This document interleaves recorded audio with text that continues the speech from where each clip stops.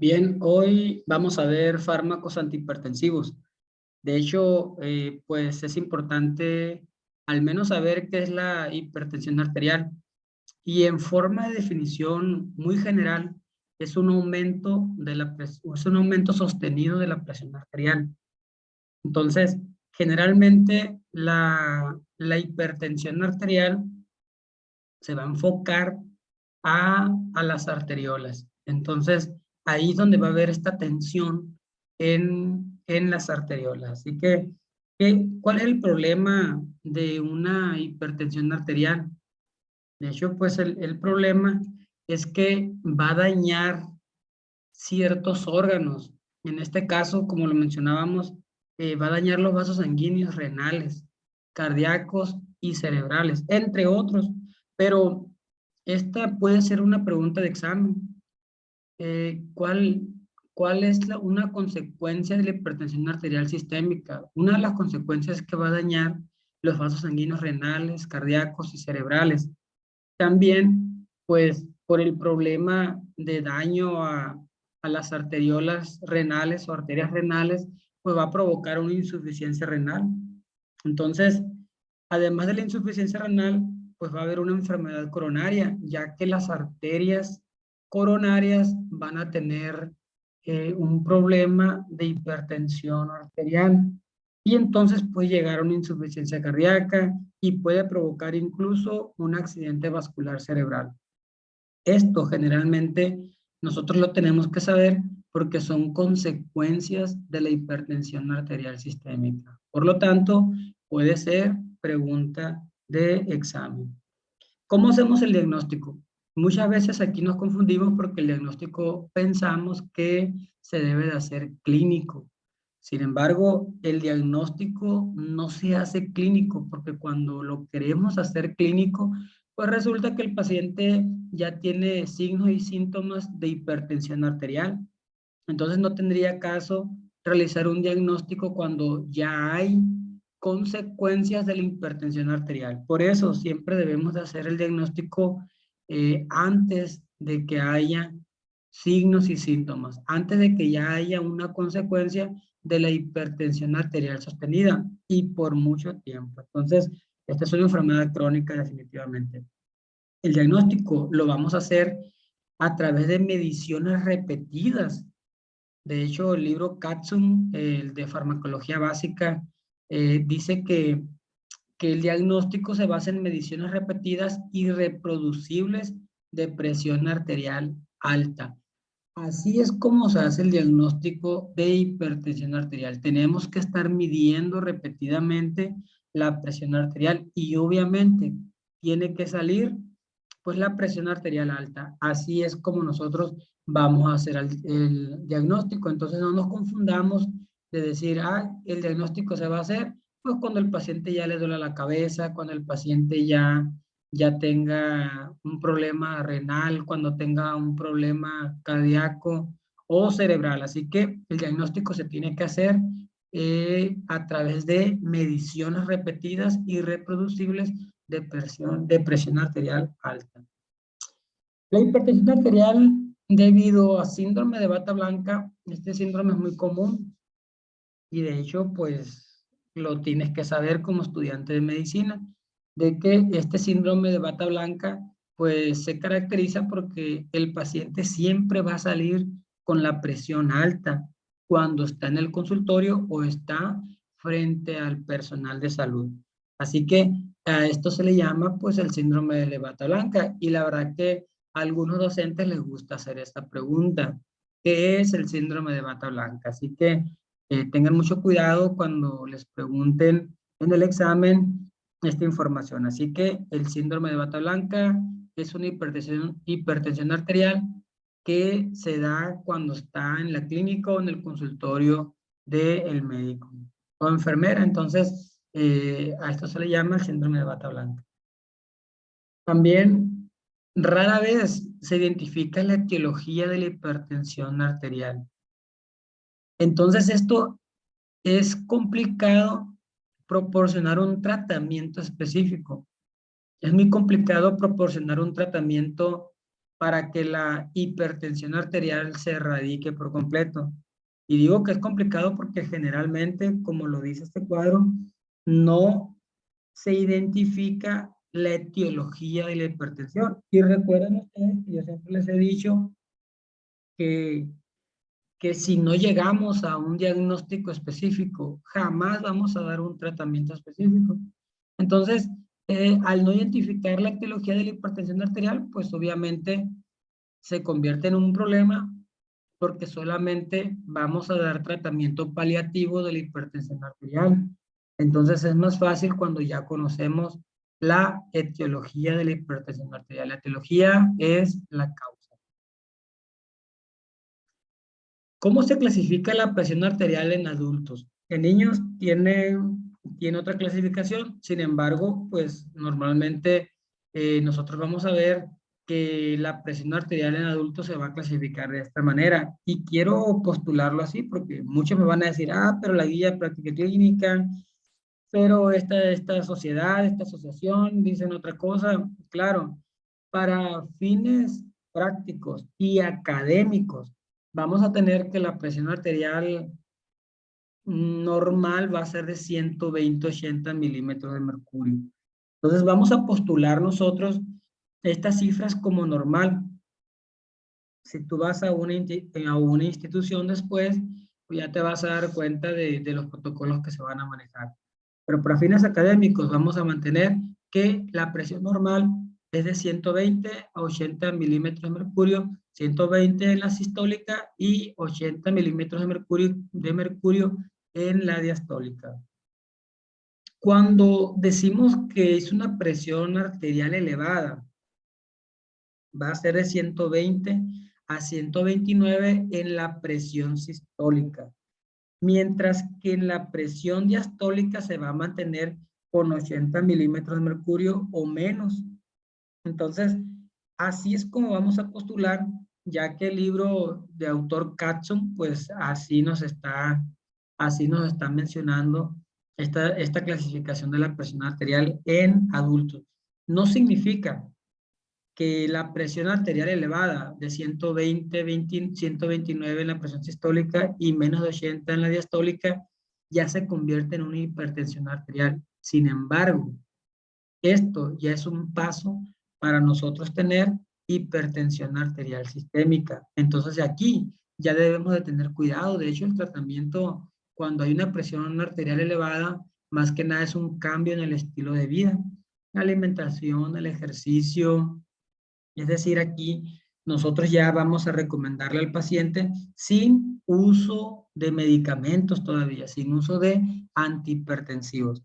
Así que esto es la hipertensión arterial elevada, de 120 a 129 en la presión sistólica y de 80 o menos de 80 en la presión diastólica. Entonces, cuando decimos que en realidad es hipertensión, bueno, pues aquí en la hipertensión etapa 1 es cuando ya tenemos una presión arterial de 120 a 139 en la presión sistólica.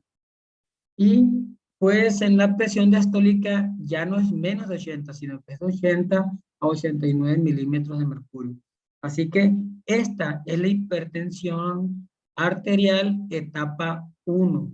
Repito, para fines académicos y de examen, pues vamos a tener que estar la hipertensión arterial etapa 1. Mientras que la etapa 2, ya esta etapa 2 es de 140 o más en presión sistólica y 90 milímetros de mercurio o más en presión diastólica.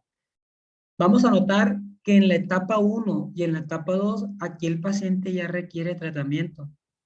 Entonces, nosotros, pues, entendiendo qué es la hipertensión arterial, entendiendo lo que daña, entendiendo incluso, pues, la clasificación de la presión arterial en adultos, pues nos vamos a dar cuenta de que en la etapa 1 y en la etapa 2, el paciente ya requiere tratamiento. Mientras que cuando está elevada nada más, el paciente va a requerir un cambio en el estilo de vida. Y entonces vean lo que dice aquí. La hipertensión arterial es asintomática hasta que el daño se manifiesta en los órganos afectados. Aquí el problema es que ustedes han escuchado o normalmente le llamamos a la hipertensión arterial como el asesino silencioso, porque no se sabe hasta que ya hay un daño, miren, y por eso sabemos que este daño se va a manifestar en los órganos blancos, se va a manifestar en los órganos diana, es decir, el riñón, el corazón, el cerebro, los vasos sanguíneos, etcétera. Entonces, es por eso que decimos que la hipertensión arterial es asintomática y se considera como el asesino silencioso. Por eso tenemos que tener cuidado y el diagnóstico lo debemos de hacer lo más pronto posible. Repito, si no hacemos el diagnóstico lo más pronto posible, pues obviamente el paciente se va a ir complicando y no se va a dar cuenta. Quizás lo va a tomar como algo normal. Entonces, por eso todos nosotros debemos de tener la cultura de tomarnos la presión arterial. Así que esto es, repito, la hipertensión arterial es asintomática. Aquí en esta diapositiva nos muestra la etiología de la hipertensión arterial. ¿Por qué es importante la etiología? Lo mencionaba hace un momento, de que si nosotros sabemos la etiología de la hipertensión arterial, es decir, la causa, vamos a dar un tratamiento muy específico contra esa causa, contra esa etiología que está provocando la hipertensión arterial. La pregunta de examen sería aquí, ¿indicaríamos un tratamiento con antihipertensivos, perdón, en la hipertensión arterial secundaria? Es decir, donde nosotros encontramos una etiología y pues esa etiología sabemos que está provocando la hipertensión arterial sistémica. La respuesta es no. De hecho, en la hipertensión arterial sistémica secundaria, nosotros debemos de atacar o de tratar la hipertensión secundaria de acuerdo a la causa que está provocando la hipertensión arterial.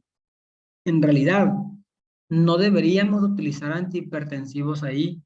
¿Por qué? Porque al final los antihipertensivos van a hacer una función hasta cierto punto, pero esa función se va a ver mermada porque no estamos quitando la causa que está provocando la hipertensión arterial. Entonces, de nada va a servir los antihipertensivos. Y si sirven, solamente va a ser profiláctico. Solamente va a ser para mantener la presión arterial de un modo que no haya sintomatología. Pero a la larga va a tener un problema porque se van a seguir dañando los órganos. Entonces, lo mejor es tratar, miren, la causa. Es tratar la etiología que está provocando la hipertensión arterial. Entonces, a esto, cuando nosotros conocemos la etiología, cuando conocemos la causa de la hipertensión arterial, pues vamos a llamarla hipertensión arterial secundaria. Cuando nosotros no conocemos la causa, le vamos a llamar hipertensión arterial esencial o primaria. Aquí se dice que la hipertensión arterial es idiopática, una forma bonita de decir que no sabemos la causa, que esto es provocado por diferentes situaciones, pero en realidad no sabemos la causa que está provocando la hipertensión arterial.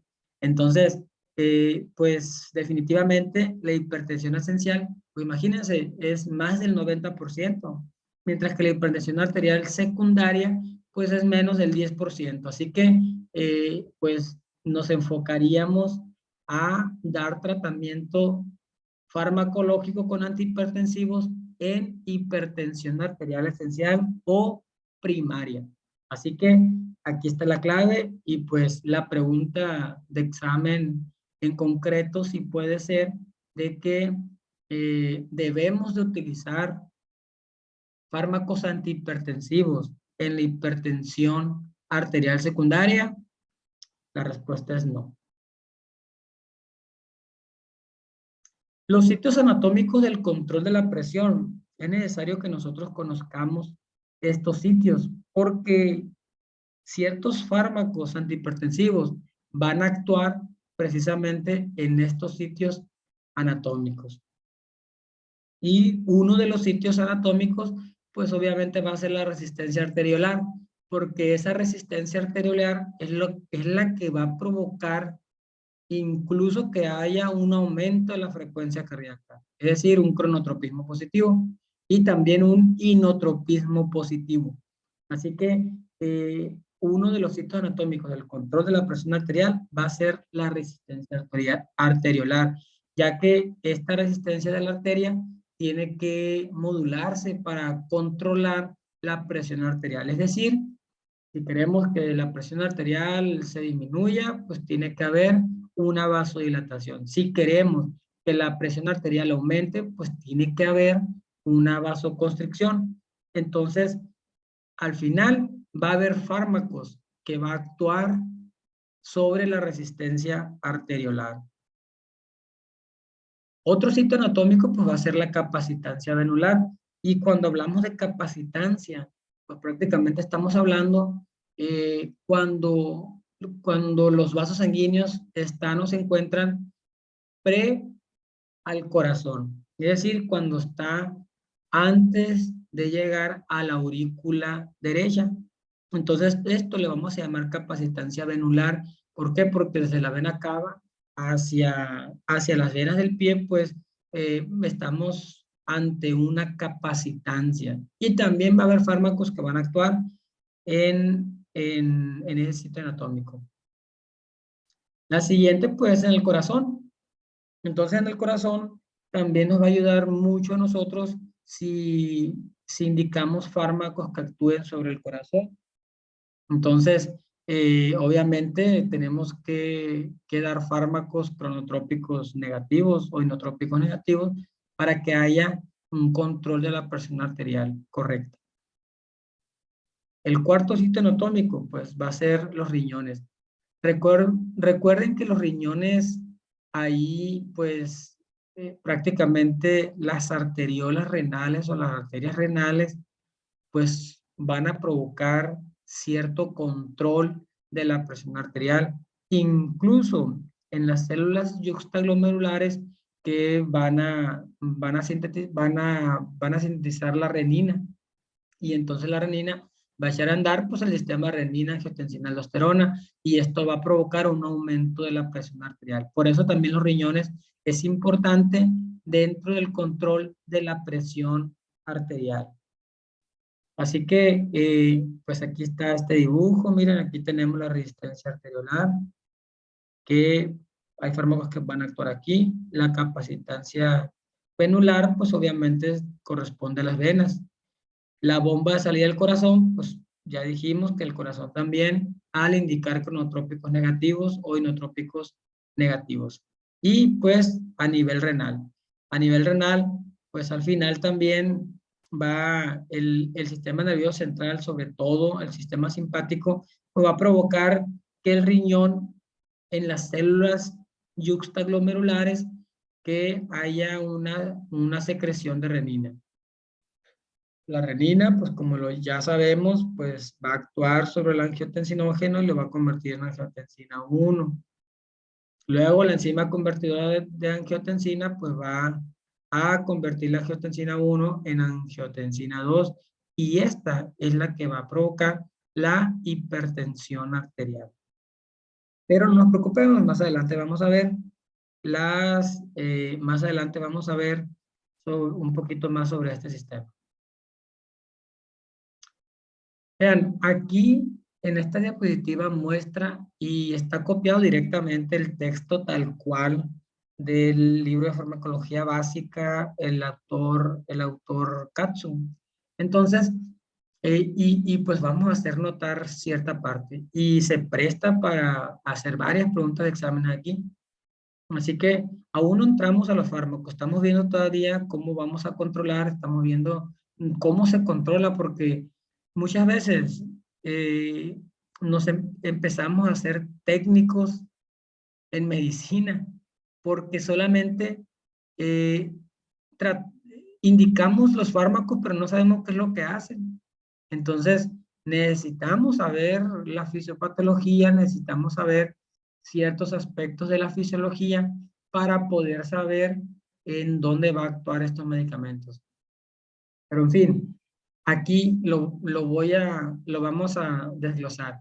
Al controlar el volumen sanguíneo, el riñón es el principal responsable del control de la presión arterial a largo plazo. Repito, esto se presta para varias preguntas de examen. Y la primera pregunta que yo hiciera en esta diapositiva es, ¿quién es el responsable del control de la presión arterial a largo plazo? ¿Cuál es el órgano responsable del control de la presión arterial a largo plazo? Obviamente, aquí está, es el riñón. Entonces, el riñón es el que nos va a controlar, gracias a su funcionamiento, que la presión arterial a largo plazo esté prácticamente normal o esté óptimo su funcionamiento.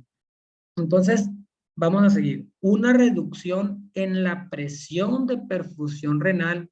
Vean, una reducción en la presión de perfusión renal. Es decir, cuando el riñón ya no está recibiendo perfusión arterial o arteriolar, pues obviamente el riñón tiene que protegerse. Y el riñón, para protegerse, va a provocar la redistribución intrarrenal del flujo sanguíneo.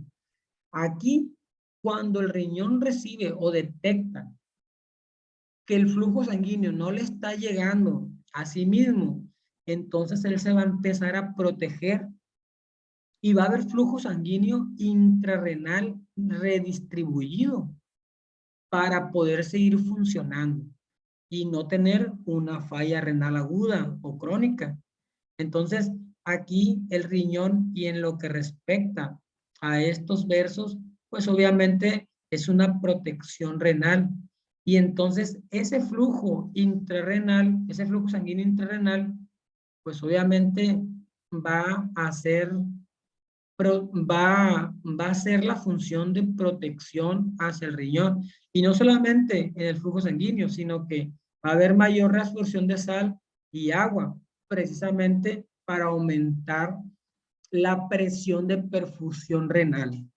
Entonces, esto lo hace y lo puede hacer por cierto tiempo. El riñón se va a proteger por cierto tiempo, mientras se restaura la perfusión o la presión de perfusión renal. Cuando ya el riñón, esto es compensatorio, no es una enfermedad como tal, el riñón se está protegiendo. Pero cuando la presión de perfusión renal ya está completamente normal, pues el riñón ya va a dejar de distribuir el flujo sanguíneo interrenal, va a dejar de reabsorber sal y agua. Entonces, prácticamente el riñón ya va a estar en su estado normal, pero se va a proteger a sí mismo. Vean lo que dice más adelante. Además, la disminución de la presión en las arteriolas renales y la actividad neuronal simpática a través de los adrenoreceptores beta estimula la producción de renina, lo que comentábamos ahorita en la diapositiva anterior. Entonces va a estimular la renina. La renina va a aumentar la producción de angiotensina 2 y pues obviamente la angiotensina 2, vean el efecto que va a hacer la angiotensina 2.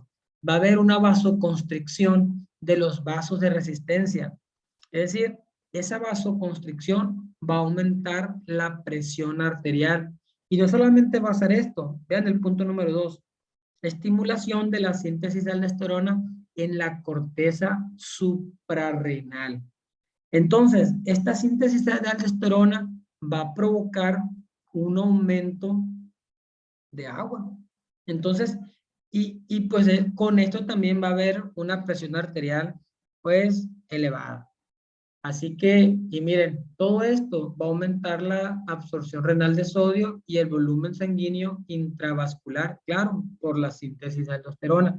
Entonces, esto va a aumentar la presión arterial y por lo tanto va a aumentar la presión de perfusión renal. Cuando ya vuelva a la normalidad, todo esto se va a acabar. No es una enfermedad como tal, pero imagínense que el riñón continúe por cierto tiempo, no sabemos cuánto con exactitud, depende de cada organismo, pero supongamos que la presión de perfusión renal, es decir, el riñón no está recibiendo sangre. Entonces, como no está recibiendo sangre, pues empieza a haber una falla renal. Repito, por cierto tiempo, no sabemos cuánto, pero puede llegar a una falla renal. Así que, pues vamos a tener cuidado en esta parte y pues al menos vamos a saber que el riñón se va a proteger. Por eso, en este momento nosotros tenemos que controlar la hipertensión arterial. Obviamente, ayudando a que el riñón tenga una presión de perfusión adecuada. Bien. Miren, aquí tenemos prácticamente el aumento de la presión arterial gracias a el riñón. Aquí estamos viendo que el descenso de la presión arterial pues va a provocar y también aunado al sistema simpático la secreción de renina. La renina va a actuar sobre el angiotensinógeno y por lo tanto se va a convertir en angiotensina 1. La angiotensina 1 como tal no tiene una función real en los vasos sanguíneos. No hay ningún problema con esta angiotensina, excepto si se convierte en angiotensina 2 y eso lo va a hacer la enzima convertidora de angiotensina. Al momento de que la angiotensina 2 esté circulando en la sangre, pues va a unirse a sus receptores AT1 en los vasos, en el músculo liso arteriolar y pues eso va a provocar un aumento de la presión arterial.